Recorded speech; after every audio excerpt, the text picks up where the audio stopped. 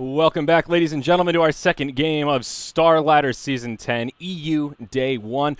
Sorry for the delay. We had a little mishap getting into the lobby, but alas, we're here ready to rock and roll. I'm Zyori, joined once again by Syndrin, and here we've got AlbumSheet versus Navi with their new roster, of course, Vanscore and FNG replacing the two guys that parted ways. Puppy and Kuro, that's it. Oh, right. So we're going to hop right into it. Syndrin, how you feeling here looking at this game now that we're finally looking at the draft? Yeah, I'm feeling a little shaky after that issue, but wipe off the tilt. I'm calming down. It's all good now. We're in the game.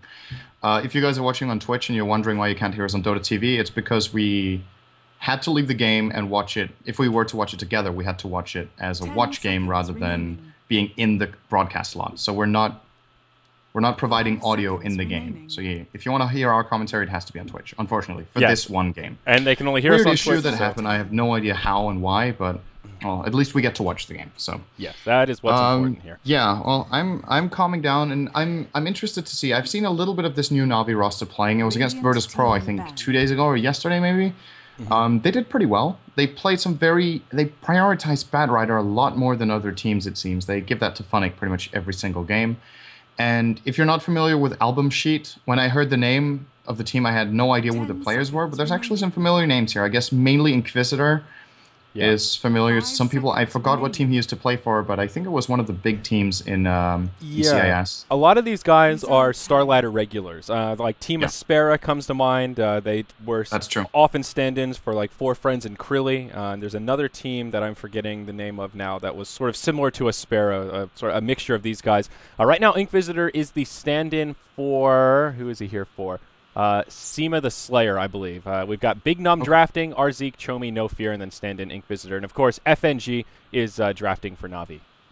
Yeah. Chomi, I believe, used to play on that Aspera Dragons team as well. It seems to ring a bell for me. I could be wrong. But anyway, I guess it's fair to say Navi going in as the favorites. It is, of course, the new Navi roster with 2 new players, but they seem to be getting a grip on it pretty fast, actually, playing with these 2 new players. I was impressed with the team play that Navi were able to produce in such a short amount of time. I think it's fair to say that FNG drafts differently than what Puppy did, and it's still the old Navi style, but it's with other heroes. Like it seemed like Puppy at some point started focusing a little bit less on the chaotic early game and tried to structure things a little bit more. I guess that's fair to say. And this is just back to the old extreme aggression Navi, early game roaming, offlane Batrider who quickly starts looking for kills. They're just hunting kills. They played a core Skywrath, I think, in 2 of their games, and Dendi was incredibly farmed in both of them, even in one of the games. So. Yeah, I saw like half of one of those games. I had it on in the background, but was working on some other stuff, and they were pretty serious about their farming Skywrath Mage. I was surprised to see it in a second game back-to-back, but they go for the Batrider first pick here, and wow, they go right into Rubik Luna, some heroes that we haven't been seeing quite as much. The Batrider and the Luna are the 2 I mean in particular.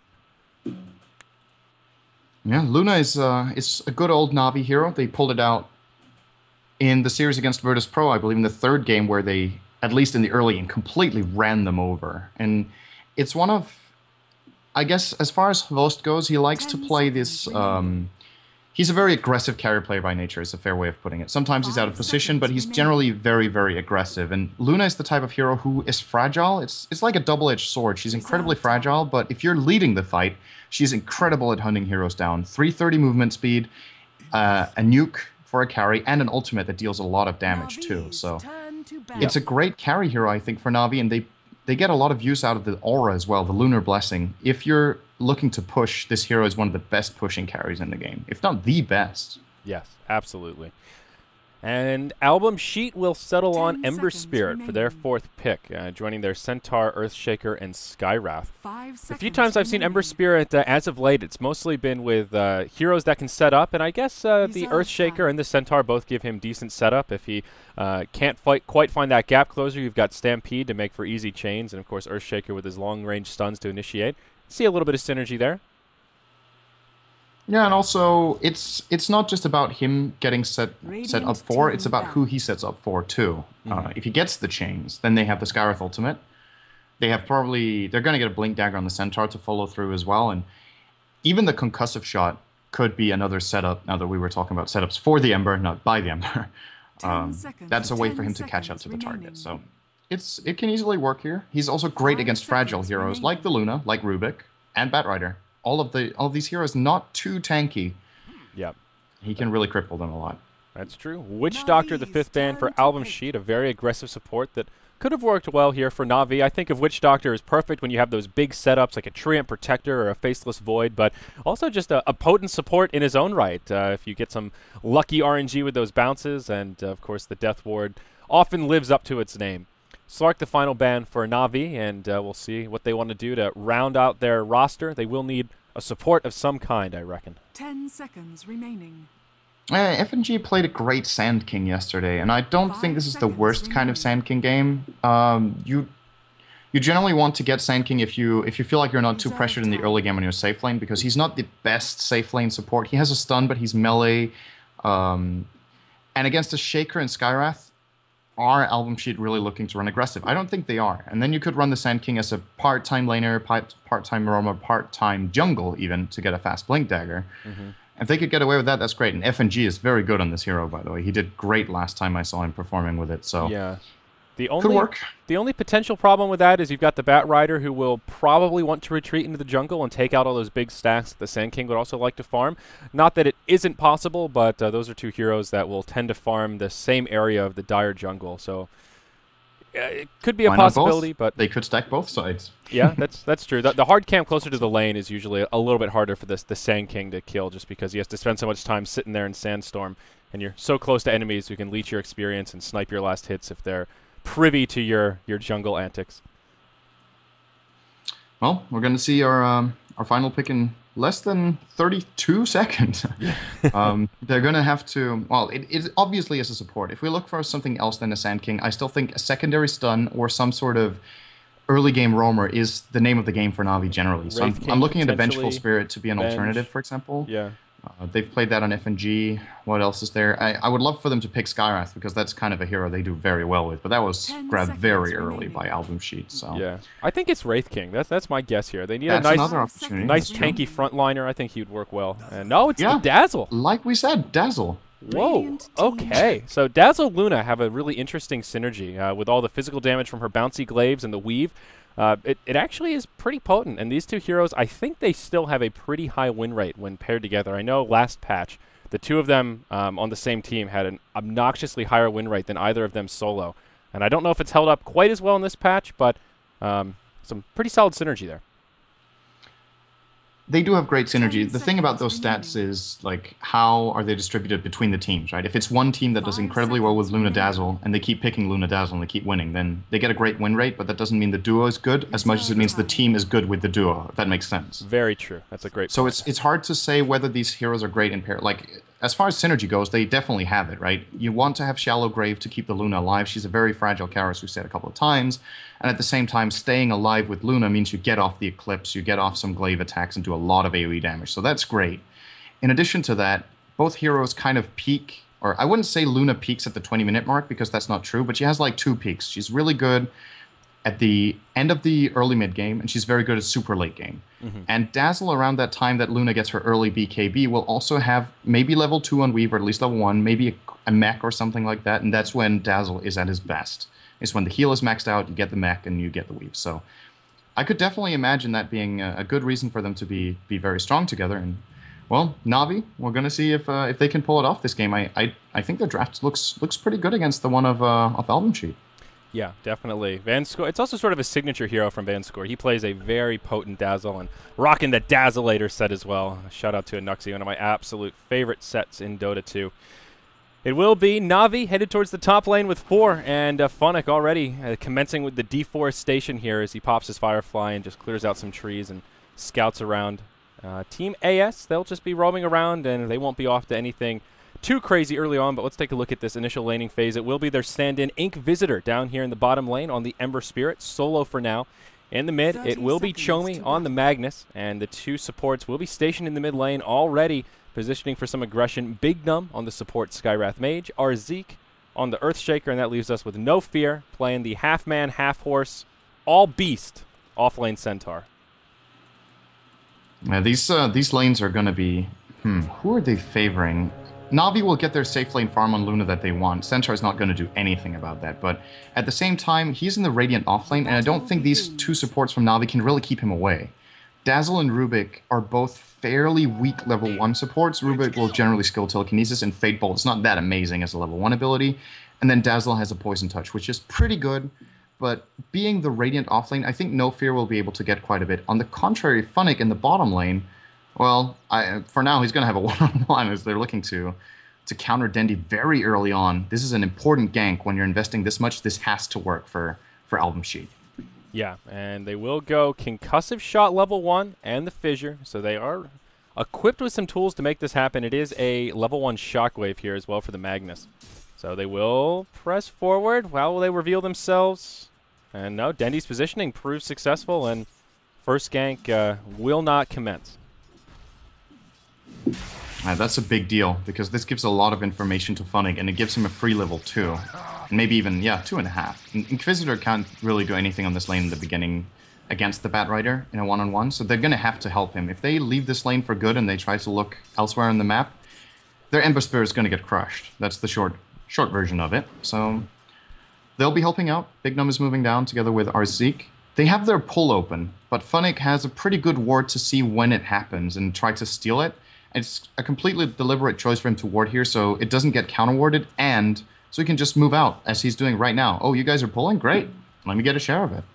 Yeah, and this is what Batrider does best in this kind of a scenario. And look at this position he's in, too. He knows they'll cut the tree and go for the big pull, so he just tries to find the fog. As soon as they scout him out, pops the Firefly, and he will roam through, maybe sniping a few last hits around the way, and all in all, just being a nuisance and trying to find experience where he can. I feel like grabbing that level 2 is a big milestone for Batrider, especially on the Dire side, so that early start is just making this so much easier for him. It's generally the way you deal with Batriders that you disallow him from getting early levels in that Dire offlane. It's so much easier on the Dire than on the Radiant, but I feel like he's got what he needs so far. You see, if nothing happens, like we talked about in the draft, being level 2, he can go into the jungle. Like if he feels like this lane is just impossible now, he doesn't need to worry about falling that far behind. He can go into the jungle, stack, then farm it with Firefly, and at the same time, as long as those supports from AlbumSheet don't get kills, are they really getting the levels that they need for this support duo? Shaker is either about being incredibly defensive or finding early kills. The early kill did not happen. And who is he really protecting? He's protecting an Ember Spirit who's playing against the Batrider in question, who could go jungle and get a fast blink. I don't know if it's that good of a trade what's happening for AlbumSheet right now. Yeah, Luna and Ember Spirit level 2.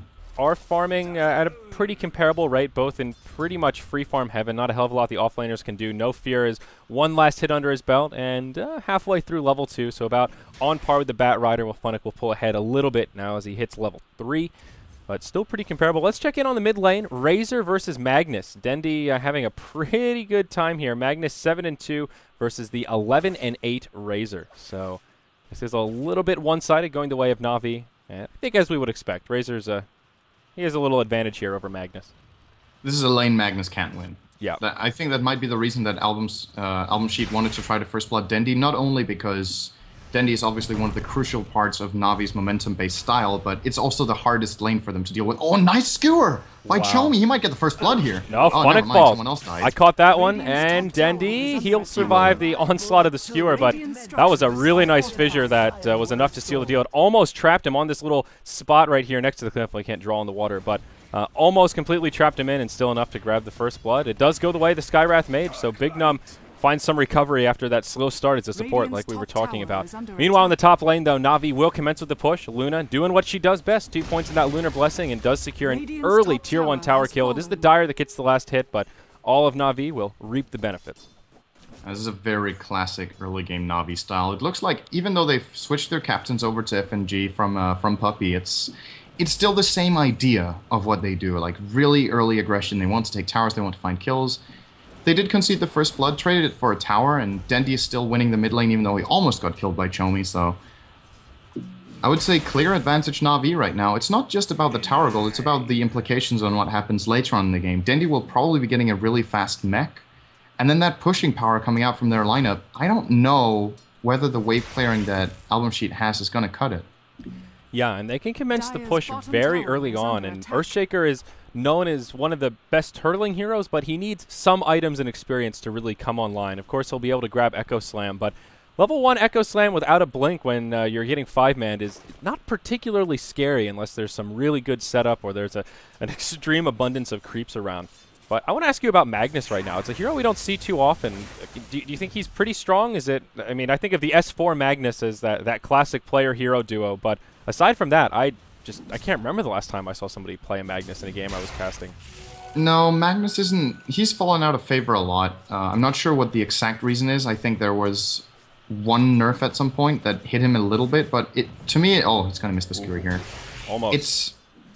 It's mainly I guess the speed, you could say, of the game, like the pace. The games end so early that Magnus sometimes doesn't really get online fast down enough. Bottom. Oh, the Syrian chain's connect, and that's another easy kill on the Bat Rider. Vanscore tries to TP in with the Grave, but just can't get there in time. That could have potentially been a nice turnaround. A noble effort, but unfortunately just can't get there in time. Yeah, and to finish off on my trail of thought on the Magnus, it's I feel like it's a hero you mainly pick if you want to use the Empower. Like, then he has more merit than other heroes in the same kind of position, because if you want a tempo-controlling hero mid, you can get something like a Puck, we see is still more popular than Magnus by quite a bit. And if you want the teamfight potential, there are other heroes that can also offer that. It's just, I think the shift of the metagame towards these early game pushes where you go extremely aggressive and take towers very early, and Magnus doesn't deal with that too well. He needs a little more time. He needs the Blink, Arcane Boots, and perhaps even another item after that. And yeah. Like at TI3, the towers were almost gone at that point, right? Yeah. The Death Prophet would just take towers. The Shadow Shaman you say TI4? You've said TI3 a lot of times. I meant to say TI4 that time. Okay. All right. Yeah. Good. I'm just making sure we're on the same level here. Okay. Well, Vanscore will go back to, looks like stacking some Ancients here. So always good when you have a Luna on your team. She is pretty darn good at clearing out those Ancients. Not necessarily in the early levels. Needs a few points in that bouncy glaive, but will be able to find some recovery farm here. Or maybe recovery farm isn't the right word as she's top of the net worth chart, but some additional farm, as it were. Radiant's middle tower. Now, Vol's is definitely staying on track with what he wants to do. I'm curious to see what his item build is. In some games, we see him going for a very fast BKB, and others he goes for the Helm of the Dominator and plays a little more farm intensive without just going AFK farm, because Vols doesn't really do that. So yeah, it's a question of how Navi are analyzing the game situation. I think a fast BKB is a really good choice because there's no hero on AlbumSheet that can deal with that early on. Ember Spirit needs a lot of farm before he starts dealing significant physical damage. Yeah. And what else do they have? Centaur's all about the magic damage, so is Magnus, Shaker, and the Skywrath. So fast BKB on Luna could really allow Navi to force towers. Yeah, and that paired with the early mech from Dendi. Still not sure if that's the route he'll go. He's picked up his Power Treads and the Bracer now, so could be making a pit stop for some drums. Could just be a casual Bracer, but not rushing the mech as he could be here, as he's already made one pit stop to tank up a little bit. Ember Spirit in the bottom lane. He's just sitting on phase boots right now, 900 gold in savings. Pretty standard stuff. Will most likely come out of him. The drums into Battle Fury into a crit is the pretty standard trajectory. Funnick is now level 6. Of course, Lasso's online, and 1,400 gold up on him. He's looking like an okay timed Blink Dagger, maybe 10, 11 minutes, depending on if he can find a kill or vice versa in the next couple minutes. And the Magnus is very, very close to his as well. Only 300 away here for Chomi. So considering how hard a time he had in this lane in the beginning, I think this is a good enough timing for him. He's going to skip the Arcane Boots, which is something we see more frequently now that the Blink Dagger doesn't cost mana anymore, because then Magnus can actually get off his entire array of spells with a full mana pool, including the Blink Dagger. So yeah. I like that choice. He's bottle crowing a lot, of course, and at the same time, his team will now be rotating up towards the top lane. I think this is a little bit of a risky play because entirety of Navi is missing on the map. So there might be 3 heroes running into 4 if they choose to run up here. Yeah. Right? Dendi will commit to drums. For he picks up the Robe of the Magi, so it will not be the fast mech as we were talking. And now they rotate towards the top lane, and they've already lost their tier 1 tower here. So they want to get aggressive onto Hvost. Hvost is level 7, of course, has Eclipse available. Stampede not online yet, only level 4 on the Centaur. If they had a Stampede, I think they could have initiated and perhaps found a kill, but they just have no way to close the gap. Luna's a little too speedy for that. And now he'll take a Lucent Beam to the face, and No Fear will be forced back. Kind of an odd rotation from AS there. And every time these rotations fail, it's You know, the first couple of rotations actually went pretty well for them, but the graphs are all RP. He got canceled. It gets canceled. Yeah, telekinesis back. Havost will take a silence, but he manages to get off the Eclipse first. A lot of damage comes out as Centaur and Magnus fall. The Grave flies on Havost, and they'll dive this tower. They see Big Num, and Shockwave has been stolen by FNG. Throws a little bit of damage. He pops a salve, and the Skywrath will survive. But what a turnaround! I don't think that RP was canceled. I think he did it himself. Yes, I believe it looked like it. He hesitated for a bit, and that turned out to be a crucial mistake there because that allowed Navi to get an easy counterplay. And now even in the bottom lane, FNG is going to port in. He's going to steal Flame Guard. This is very annoying for Inquisitor, who has to use the chains to get out. Yeah, I think if he had RP'd there, it would have stunned Havost long enough for that silence from Skywrath to follow up and prevent him from getting off the Eclipse. That was the big game changer there. Skywrath was, I think, anticipating the RP to come out because the silence was on point, but Havost with those fast fingers, that was really the make it or break it. And Vanskol was even there with the Shallow Grave. I don't know if they could have killed Havost right off the bat, but would have probably been able to get him into a really bad position at the very least and not lose the engage 2-0. So, bit of a misplay here. Yeah. Navi will get a lot from that. And I was about to point out, like, AS are ahead 2-0. They were. But when you look at the graphs, they're just telling a story, right? They've taken one tower, and they're still ahead by 4,000 gold and experience. And that just means all the resources on the map, Navi are using the map better. That's just... They're just finding more farm, and the supports on AlbumSheet. We've got a level 6 now on Big Num on the Skywrath, but this Shaker is level 4.5 with 800 gold in the bank. It's really, really poor right now, and he has to find some sort of opening, and maybe the bottom lane, the opening is not going his way, it's going the other way. Yep, they find Good Inquisitor, defensive fissure. And he hops back to safety. He has himself a Fire Remnant down.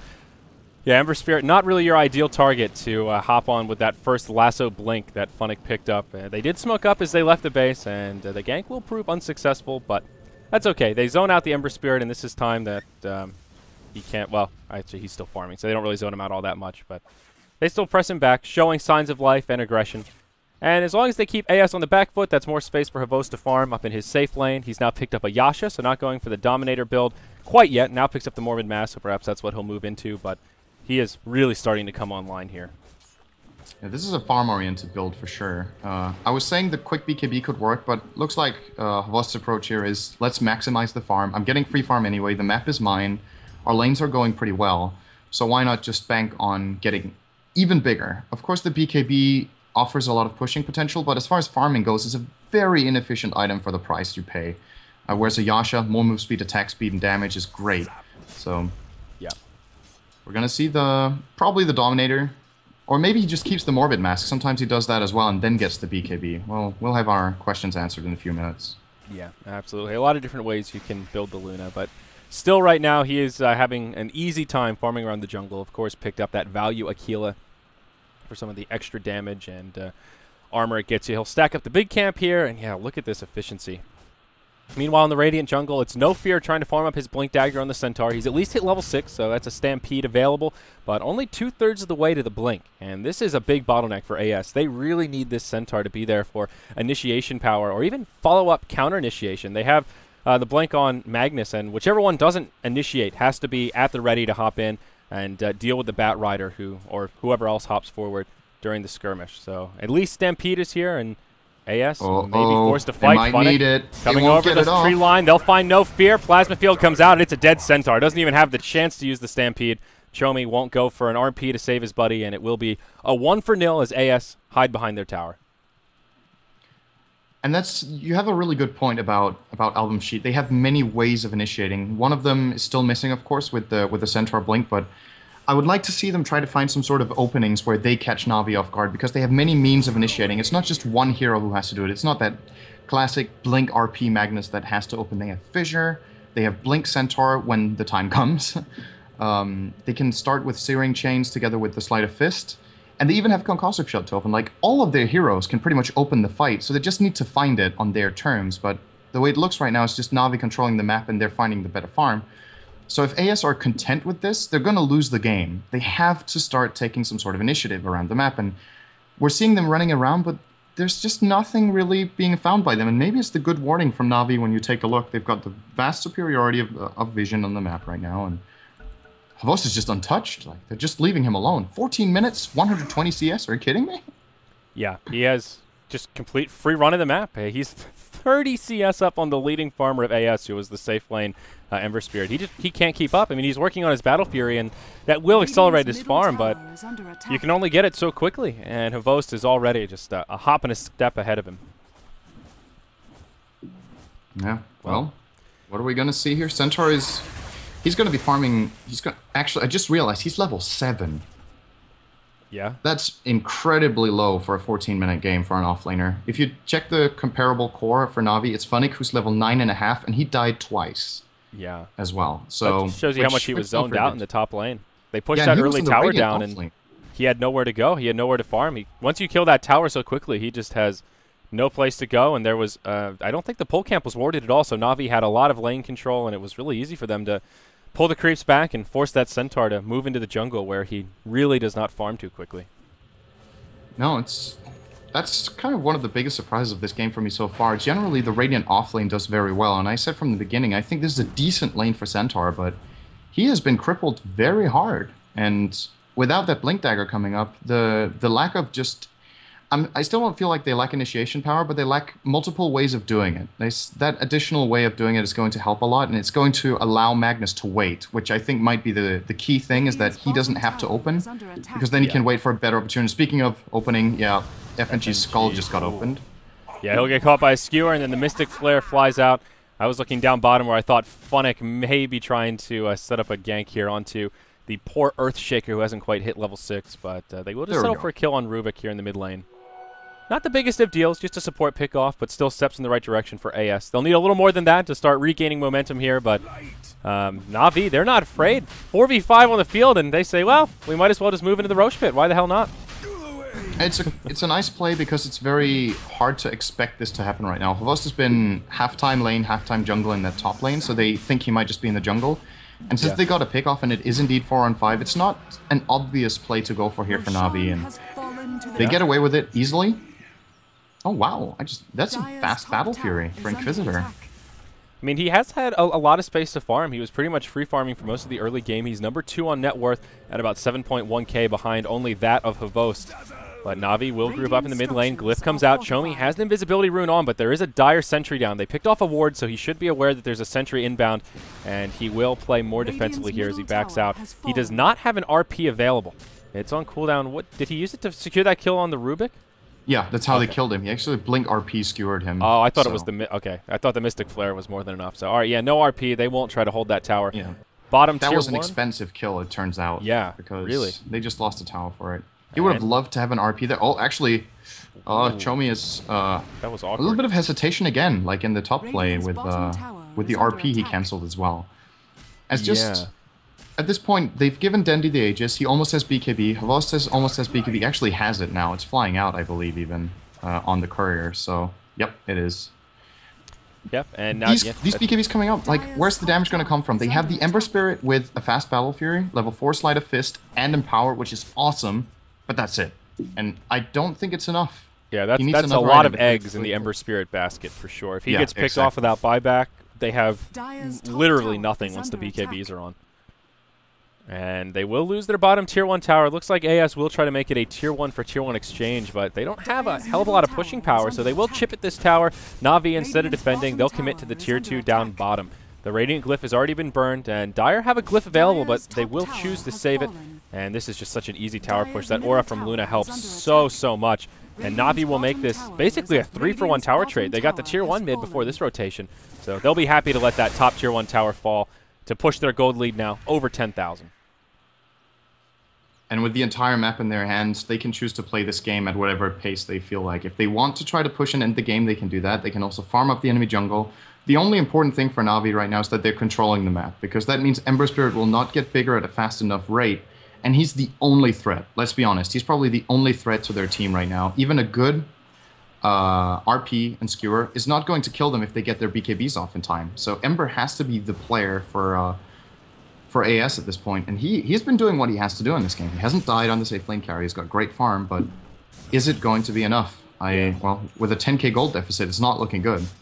We'll see. I think the real strength of AS is holding high ground, though. If they can take a fight, I mean, Navi is a very experienced team who won't just run up to the high ground, but between the RP, the Blink on Centaur, and then all of the damage the Ember Spirit can put out, and then the Echo Slam on top of that, that's a lot of turtle power in those little choke points trying to breach the tier 3s.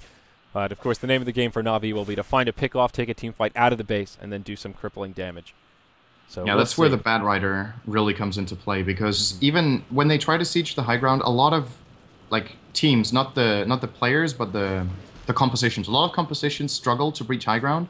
When you have the Bat Rider against a team like that, you can get that key pick off first. I would imagine Funnick wants to get the Force Staff, or that he doesn't buy the Force Staff and actually go straight for BKB, so he can do exactly that. He blinks in, grabs someone, and uses BKB, and just pulls them out into the other BKBs, and then the reinforcement from AS won't be there, because they don't have it. Well, he will get the Force He'll go first. for the Force Step, yeah. And Chomi so cancels the fast. RP. Chomi Havost comes in, though, again. pops the Eclipse. Chomi will get mech'd up, but is it enough? No, not even the Stampede will save him. Havost versus the world as now Vanscore comes in. No fear, taking a lot of damage. The Weave flies through, gets a buff onto Havost, as well as some of the other heroes. The rest of the team joining the party, and FNG will come in to finish off the Centaur. There's the lasso forward onto Ink Visitor. They'll pull him into no man's land, and he will fall. Yes, down he goes, as Funnick will bring him down with all that fire damage. That is This a is Rax if they can buy 4 back. They have for no 0. buybacks. Whoa, They're going to man. lose at least the tier 3. Navi's lineup is so fast at pushing. They got 4 for 0. No Aegis used. Havost uses BKB, but Dendy still has his. And no buybacks. I mean, they're all so low level, they'll respond quickly, but there's no glyph, no buybacks, and there you go. Earthshaker falls, doesn't even get off the Fissure or the Echo Slam. This is looking disastrous. Maybe they can make a hold now. With all these heroes coming up, they have most of their cool available, except Centaur's ultimate. But this tier 3 tower will fall. Navi, they want to commit for the racks here. They'll go for it. And why the hell not? I mean, AS just have nothing to deal with this. Yeah, I think this Weave cast from Vanscore might have been a little premature, because they want the Weave to peak when Ember Spirit comes out. But now the Weave is expiring, and he's just able to fight. That's a great way for Navi to deal with Ember, by the way. Of course, the pure damage spreading from the Battle Fury will not be mitigated, but the initial damage from every slice will be mitigated greatly by the armor that Vanscore brings to the team. But one swift fight, and Navi get a lane of racks, and now it's... I cannot imagine them losing the game at this point. With this big of a lead, 20,000 gold in a 20-minute game, you've got full map control, even aggressive wards inside the enemy base, so you know what they're doing. And this kind of lineup that's so strong at the 20-minute mark, in addition to all of that, we need a miracle RP and Echo Slam to come out from AS to turn this one around, I think. Yeah, the perfect setup of Wombo. Earthshaker is still Wombo combo. halfway to his Blink Dagger, so that won't be coming out. I don't even think we've seen an Echo Slam yet this game, because he hasn't been able to get in position. Anytime the Earthshaker starts walking forward, he becomes a target of choice. Navi are privy to it. Without a gap closer, there's just no way for him to find easy initiation. Bat Rider now picks up BOTs. Add insult to injury here as he gets a little extra movement speed. But, well, the Ember Spirit is now... He has a crit, so he's still farming away, but it just feels like so little at this point compared to where they were just before that big team fight. Yeah, they just lost. They lost 4 heroes, a lane of racks, and even more map control, and they were already struggling to get some sort of grip on the map. If you look at where the heroes are positioned right now, you've got 4 heroes from AS inside their own base. There's a Shaker barely daring to cast a Fissure in the top lane. And then Navi have the full control. They're farming the enemy jungle. They're playing with full confidence. They're actually invading the enemy jungle with only 3 heroes. Because they know where the enemy lineup is, they can see AS are not moving in there, so they don't need to reinforce it with Vanscore. So he's going to farm his own jungle with a Dazzle and actually almost finishing a 23-minute Aghanims together with his Urn. Yeah. It's got everything a Dazzle needs at this point. Navi has this great... I can't draw on the map, but they have this great Mike Wazowski ward right down here on the high ground outside of the Radiant base, giving them even more vision of what AS are up to and how safe they truly are. Havost moves into an Ancient stack here, so his farm gets accelerated even more. And as you mentioned, Vanscore very close to an Egg Scepter, just 100 gold away as he slowly but surely kills these pudgy little mud golems. Oh, up top, Bat Rider. Perhaps looking to initiate onto the Ember Spirit, but he will hop back to safety right away. And, yep, right back to the base. So Ink Visitor being very cautious to constantly have a Fire Remnant in the base so that if any aggression comes his way, he can scoot across the map. And it's an interesting choice. If you remember about 15 minutes back how I was talking about that Navi would probably get a fast mech on Razor or one on the Dazzle during the draft. they chose not to get one at all, which kind of puzzles me, to be honest. They have a lineup that wants to end the game fast. Maybe it was just miscommunication. They thought each other was getting it and no one ended up getting it, or it's just a deliberate choice that they feel like they don't need it, and that the axe on Dazzle is going to prove more useful. Yeah, they find no fear up top. Lasso and Eye of the Storm used secures a pretty easy kill on the Centaur. Reasonably short cooldown, so not the end of the world, and that will be enough to secure Razor's Ag Scepter now after his BKB. So Dendi will start laying in some damage to these towers. And what's Havost working on? Oh, he's working on an Eclipse down bottom. Arzeek will fall, and it will cost Luna his life. A 1-for-1 as Havost gets very aggressive. This is a very forward position for the Luna.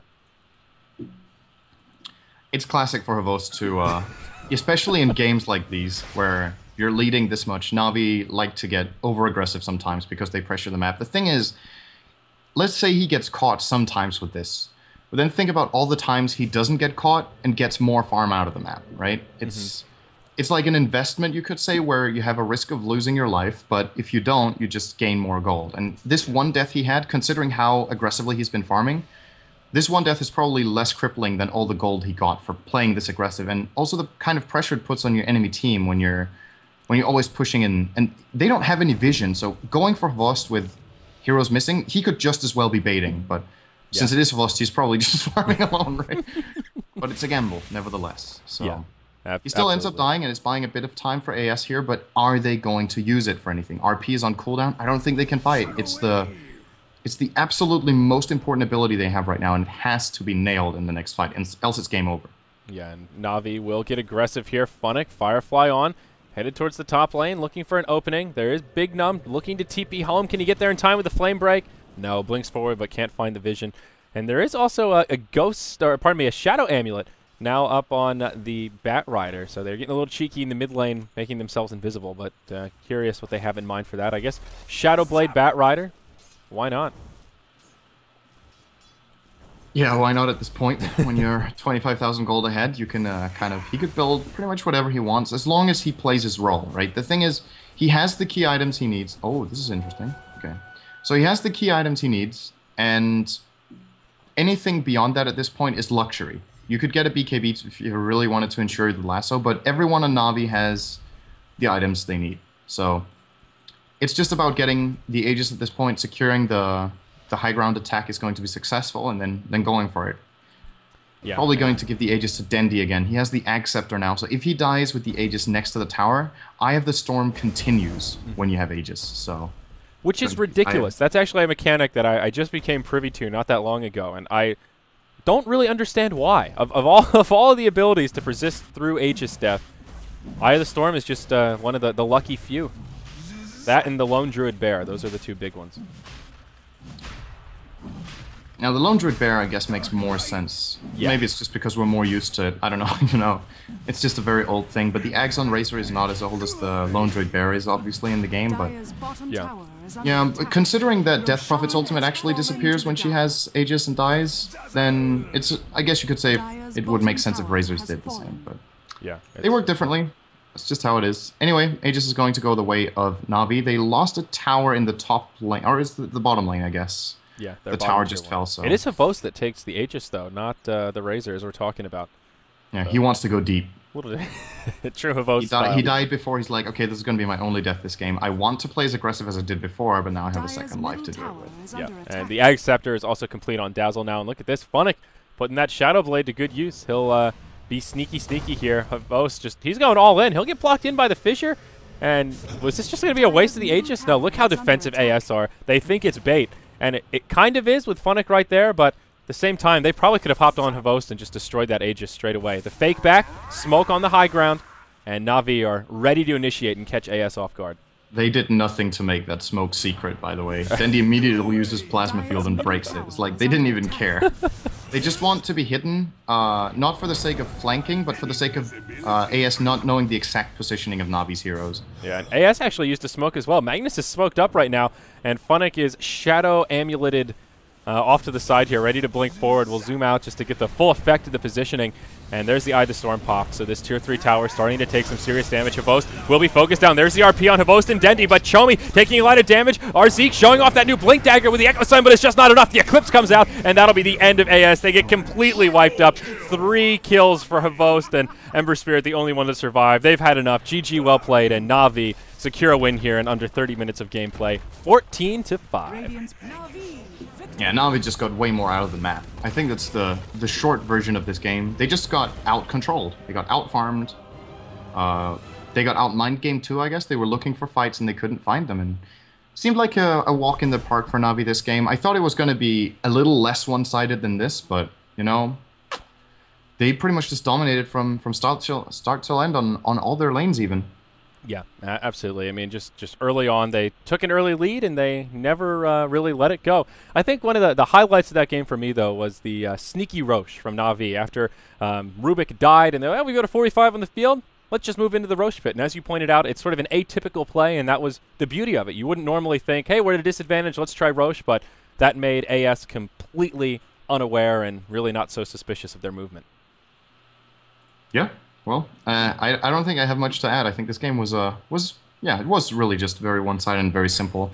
I like the I want to commend the Ember Spirit, I guess I could say, on his performance this game. I think considering how hard of a game it was for his team, he still did whatever he could. He got great farm. He played around the map well. He didn't really get caught, but it just goes to show that having one hero farmed against 3 farmed heroes like this and being completely reliant on a wombo combo that doesn't happen, it's just not gonna be enough. At the end of the day, we didn't really see a single good RP until the very end when it was way too late. Centaur never really came online. Shaker had a couple of good fishers very early on to kill Funnick, but that's pretty much it. They just never really found their foothold in the game, and Navi definitely did.